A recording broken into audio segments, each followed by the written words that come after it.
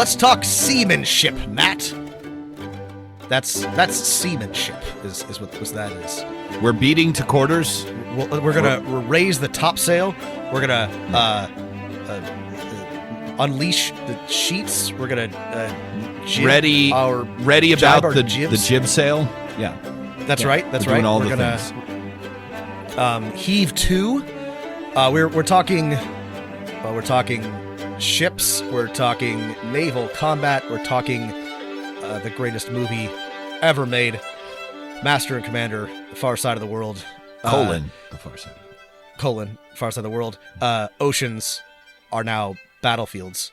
Space is now the battlefield. We were thinking, right. The Spelljammer rules came out, and so we're like, oh man, one of the things that Spelljammer doesn't really have, at least to my satisfaction, is interesting and simple rules for ship-to-ship combat, or ship-to-ship encounters, which is like one of the whole points. So we're like, well, what if we made some generic ship rules that could work for at sea or for Spelljammers, what have you?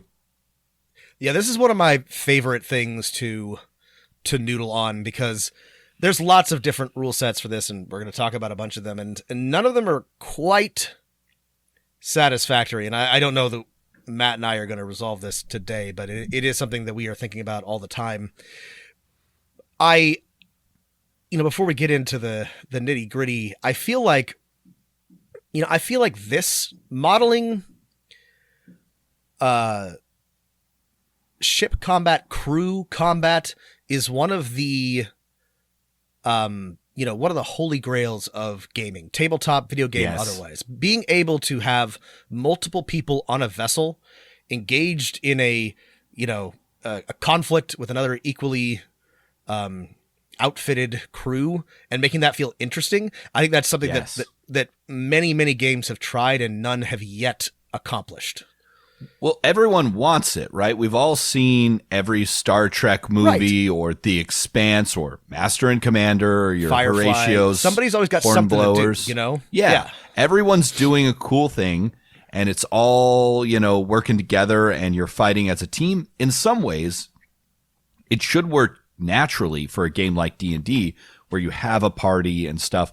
But in the past, it hasn't, because in Spelljammer, I guess the wizard or whoever is controlling the helm does everything. Spellcasters have cool things to do. They can shoot fireballs at the enemy ship, heal. A lot of people don't have anything to do. This works better if you're playing, the Star Trek adventure role-playing game, where your character class is based solely on like what you can do on a ship. But not so much where you have like rangers and rogues and barbarians who may not be...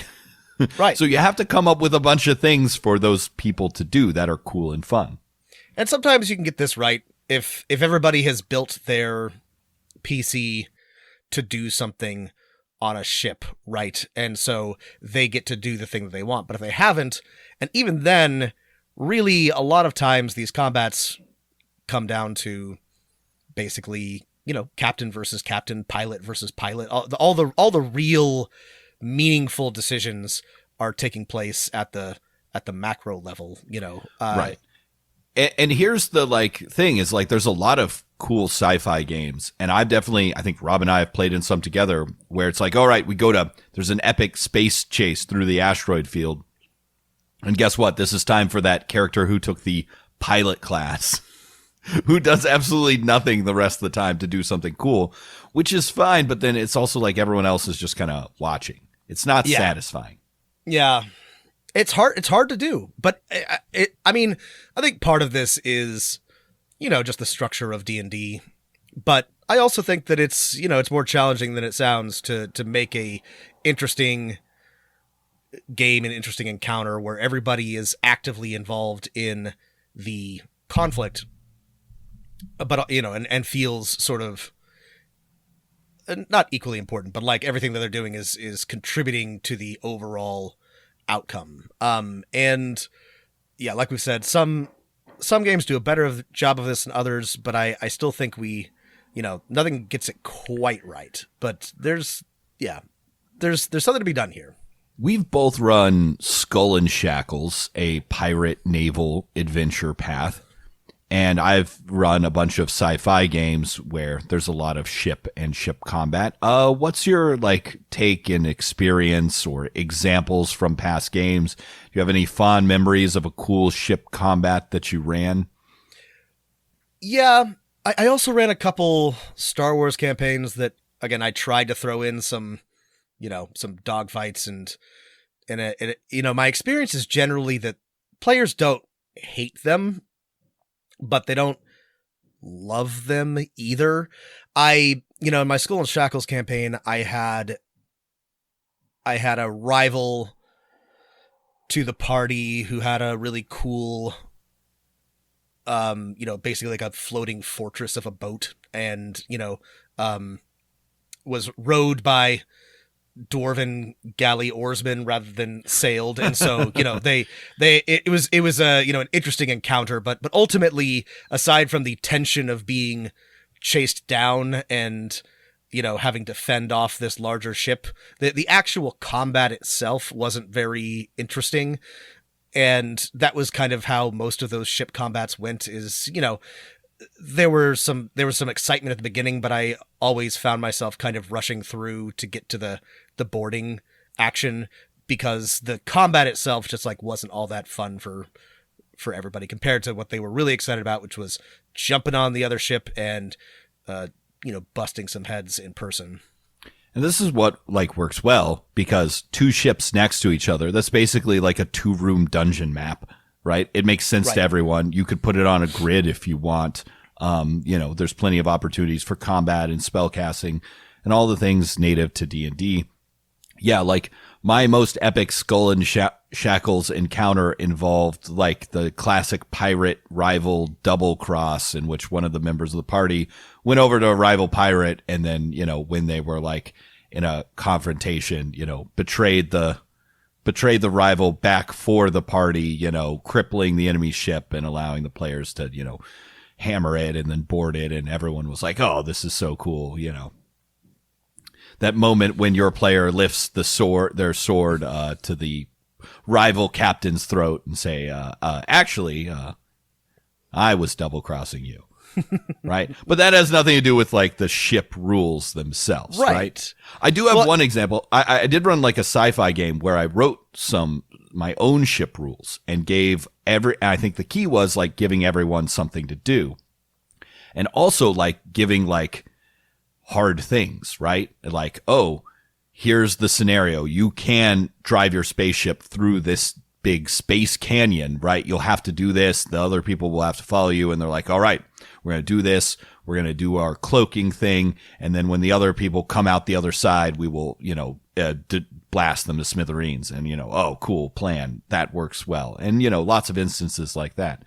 I think maybe here's the thing. Spelljammer, D&D, Skull and Shackles, they've all figured out that boarding works really well with fantasy. With sci-fi, it's a little easier to give everyone a job, right? Because you can imagine a ship like the Rocinante, or the Firefly, the name of the Serenity, ship from Firefly. Nat. The Firefly, the classic name of the ship.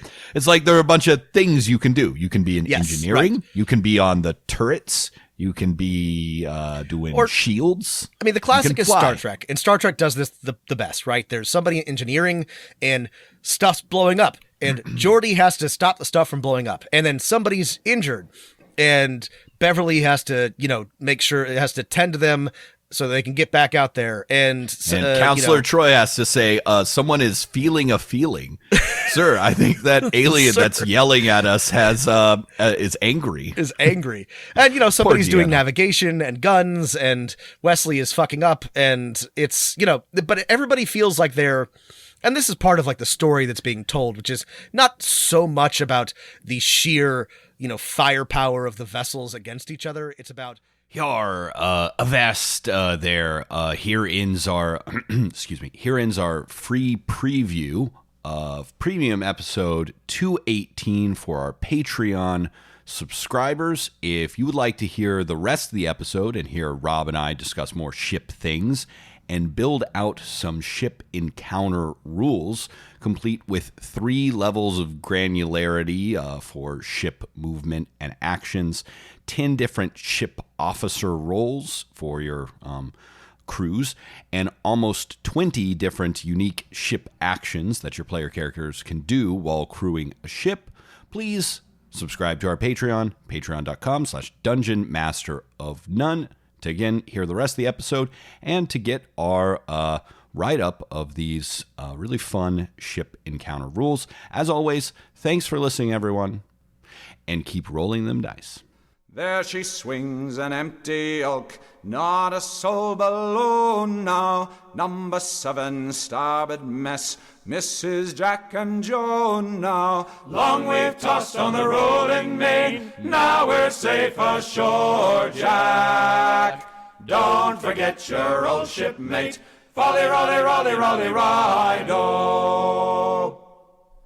But the best of friends must part, fair or foul the weather. Hand your flipper for a shake, now a drink together. Long we've tossed on the rolling main, now we're safe ashore, Jack.